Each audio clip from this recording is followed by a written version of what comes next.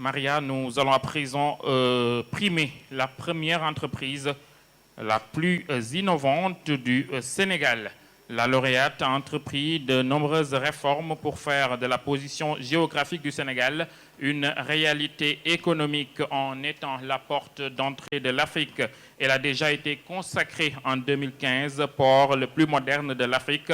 Depuis 2012, elle est engagée dans un processus de modernisation de ses installations et de sa politique managériale. La lauréate a réalisé 8 innovations majeures dans l'ensemble de ces domaines d'activité stratégiques qui font que le port de Dakar est souvent labellisé comme le port le plus innovateur de la côte ouest africaine. Sous vos applaudissements, une fois de plus, le port autonome de Dakar.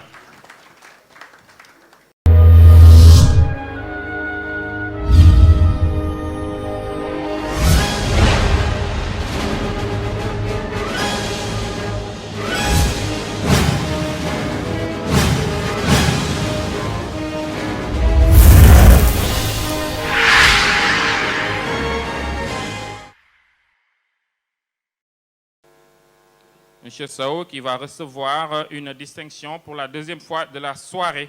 Le port autonome de Dakar primé 2 fois ce soir dans ce gala qui récompense les entreprises les plus dynamiques de l'économie sénégalaise.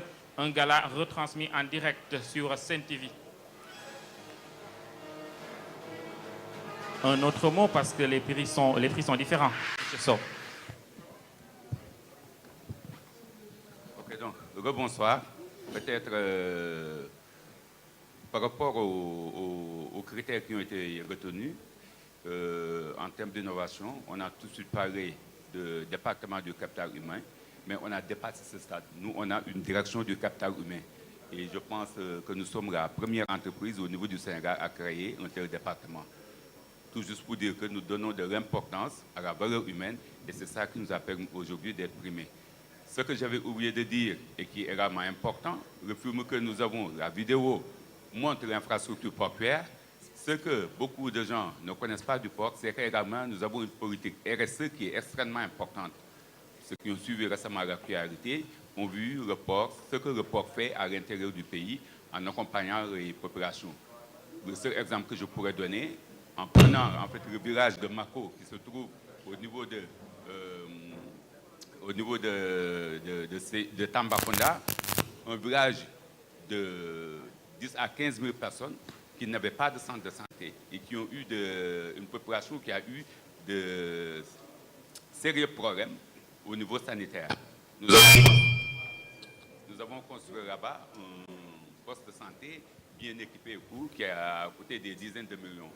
Donc c'est l'autre facette du port autonome que je voulais en fait dire à l'assistance. Merci encore une fois.